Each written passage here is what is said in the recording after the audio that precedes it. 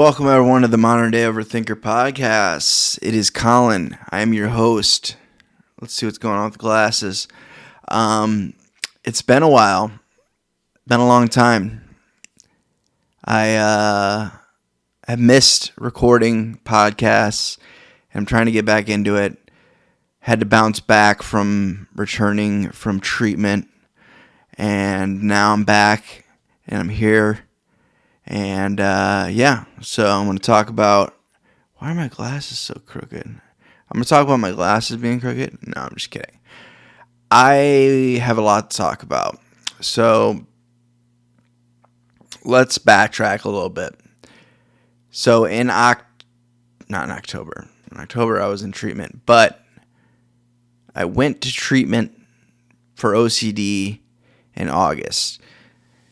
And this was after months of not good times in my brain. And I was afraid to go out and do anything. I was isolating, avoiding things, just all the bad things that you can do with OCD I was doing. And so I got into a residential treatment center in Wisconsin. I won't name them, but if you want to know, I will tell you if you reach out and you need the help, because I really liked the place, but I'm not going to endorse them here because they're not paying me for that. I saw the bill for my insurance, and they got a good chunk of money. So anyway, I went there in August after a 3-week wait to get in there. And I was there for 60 days. And while I was there, it was ERP, exposure response prevention. That was the therapy. That was the recipe. That was what you did. Also did other like CBT, DBT, all the acronyms as well, mixed in there with group therapy. But yeah, met a lot of awesome people that were just handcuffed by this disorder. They just literally were paralyzed by it. And it was a relief to be around people that understood how my brain worked. And also at the same time, it was chaos sometimes. Because everybody has their own things, but there's a bond with some people that I met there that is never going to go away, and that will last probably a lifetime. And I also had a amazing, what's called a behavioral specialist. So he's not a therapist. So he basically was the one that tested my OCD, gave me challenges every day to combat my OCD through exposure response prevention therapy. And he was one of the best. I miss him all the time. I wish I could have took him home in my pocket. And he turned me around. Not fully. I mean, I wasn't 100% cured when I left there. I left there way better than I was when I got there. I was able to do things that I wasn't able to do before. Able to, go out and about because they took us out and about to do certain things. I wasn't just stricken to the facility, which was a nice facility right on a lake in Wisconsin. So I got there at a good time before it got too cold. But, so I ended up doing my 60 days. I talk about it like it's prison, but it wasn't like prison. I had a roommate, though, a couple times. A couple interesting roommates, that's for sure.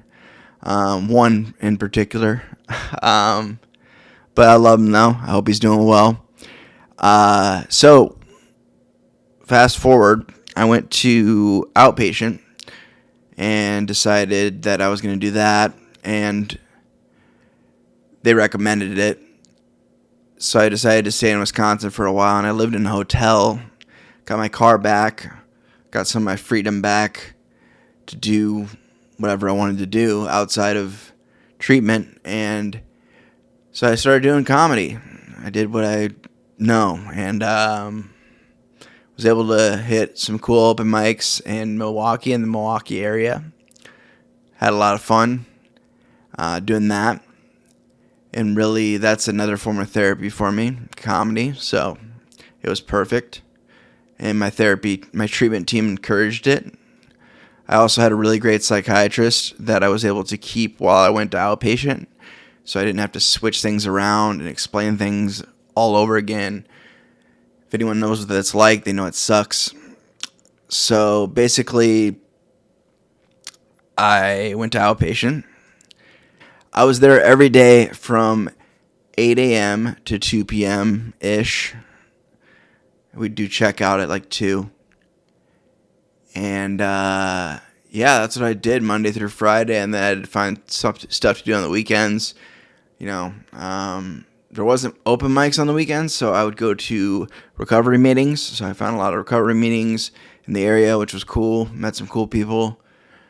And now I'm back home, and I am going to therapy at least once, if not twice, 3 times a week. And working again. Thank God my job was able to let me be gone for that long and still come back and keep my same position. So that was awesome, and I'm really grateful for that. So I've been working on myself. I've been challenging my OCD. My OCD basically wants me to never leave my house, never have fun, and never grow, never prosper, never have a successful career. It wants me basically in a padded room, safe from everything. And that's not going to happen. I need to do stuff. I need to be out and about. I need to be talking to people. I need to be doing comedy. I need to be going to recovery meetings. I need to be talking to my people. I can't be avoiding stuff. So I was actually avoiding this for a long time. But I wanted to be ready, and I wanted to be able to share honestly. Not that I wasn't going to share honestly, but I wanted to be able to be in the right headspace while I did this podcast. This isn't going to be the longest episode of all time. I can tell you that right now. It's going to be probably pretty short. But I do want to say facing challenges head on is sometimes just the only way to do it. And that's how I had to face my OCD. And I am doing a lot better. I have my days. I have my couple days sometimes. But I was completely crippled by OCD before I went to treatment. And if I didn't go to treatment, I don't know what was going to happen. It would have been bad. Something bad would have happened to me. So I'm very grateful for going to treatment. And I still have my network. I still have people I reach out to from treatment and can talk to, and that's really awesome. Some supporters. So what else did I want to talk about? I realized who really cared about me while I was in there. Not that I expected people to drop like everything they're doing and, not, and, oh, poor me, poor Collin. I didn't really care about that, but I noticed the people who reached out to me, and all of you I'm very grateful for. And I had people visit me. So this is how the recovery community works. I won't tell you which fellowship I go to, but you'll figure it out. So 3 of my friends from recovery showed up. I think it was on a Saturday. Yeah, probably a Saturday.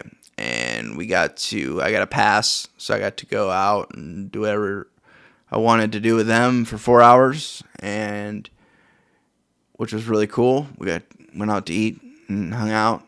I still was in kind of a weird place, but it was still great being around them. I wasn't able to be in the moment as much as I wanted to, but it is what it is. But before they left, one of my friends gave me at least 10 hugs from people back home that care about me and that were thinking about me. And that is phenomenal. And I will never forget that. I may not have seemed grateful at the time, but very grateful. I'm going to say grateful like a million times on this podcast, but who gives a shit? It's my podcast. I don't care. Just going to go off real quick. Yeah, so things have been good. They've been better. I'm still struggling sometimes. Still have my days. I need to reach out. I need to use my network. I have a great family. Seriously, if I didn't have the family that I had, also, like, I hope I never try to take that for granted ever again. Not that I did, like, while I was gone, but, like, they were a rock. Like, it was unbelievable. They made it so much easier. They were so supportive. My job was supportive. And the thing about OCD that I want people to know about is that it's very misunderstood, as a lot of you know, and you've heard me say. I preach about it all the time.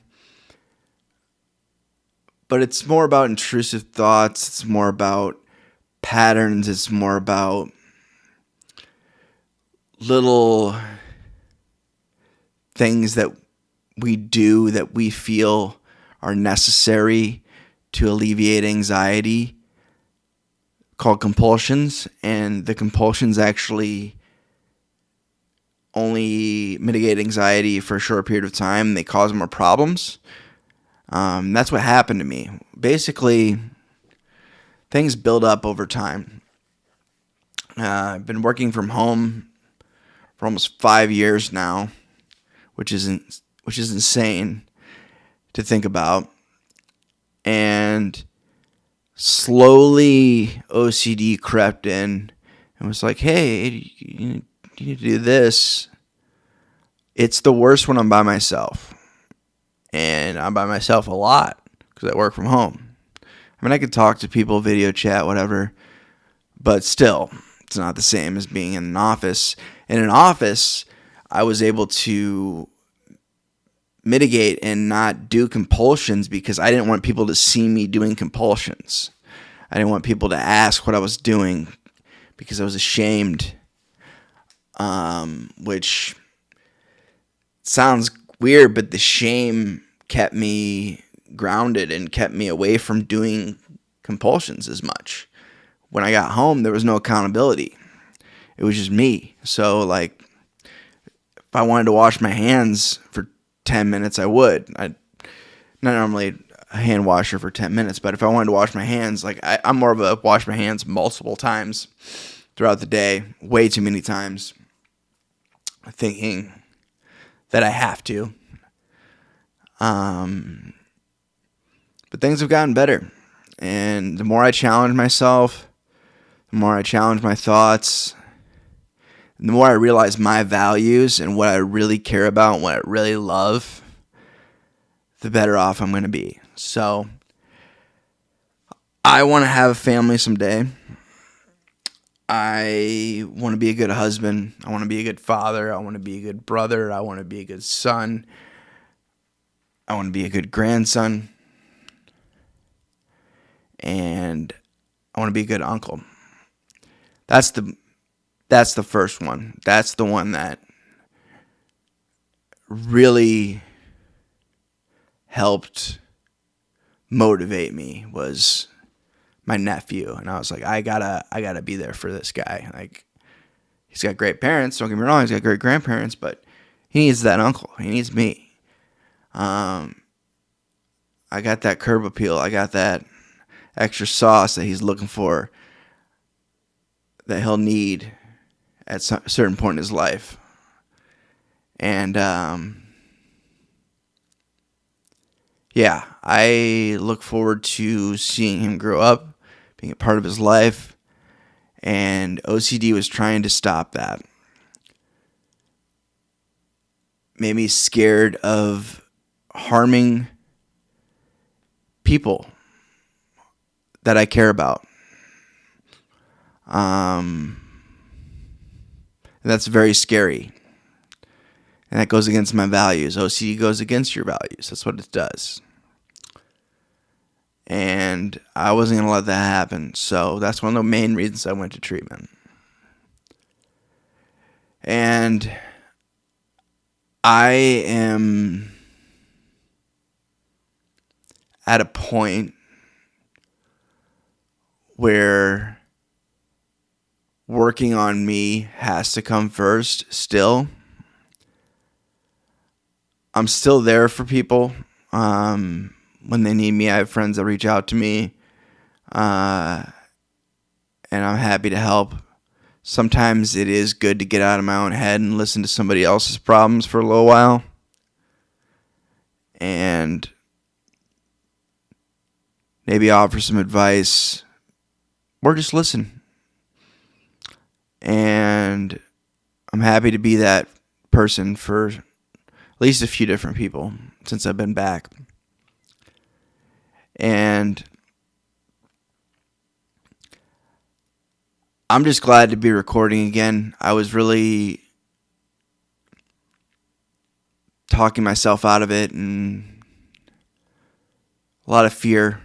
Fear was controlling my life for the longest time, and I can't let it continue to do so. So, what I want to say to everybody is that I love you, and everybody who reached out, I won't forget it. And the Modern Day Overthinker podcast will be with a guest next time. It won't just be me. So if I was boring, or if you didn't like what I had to say, there'll be guests. Don't worry. For now, it's Collin signing out. I appreciate everyone. Take care.